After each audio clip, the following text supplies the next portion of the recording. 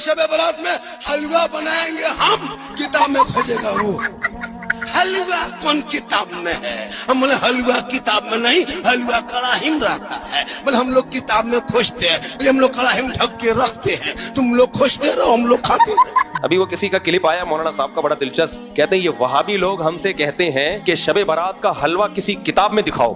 फिर वो कहते हैं अरे जालिमो, हलवा किताब में नहीं होता, प्लेट में होता है। फिर कह रहे तू किताब में तलाश करता रहे, हम देग में तलाश करते हैं। तू किताब से निकाल के खाता रहे, हम देख से निकाल के खाते रहे। हम कहते हैं ना शब बारात का हलवा किसी किताब में दिखाओ, तो कहते हैं किताब में थोड़ी, हलवा तो देगची में होगा। कोई एक देग दिखाओ ना सहाबा के दौर में यार।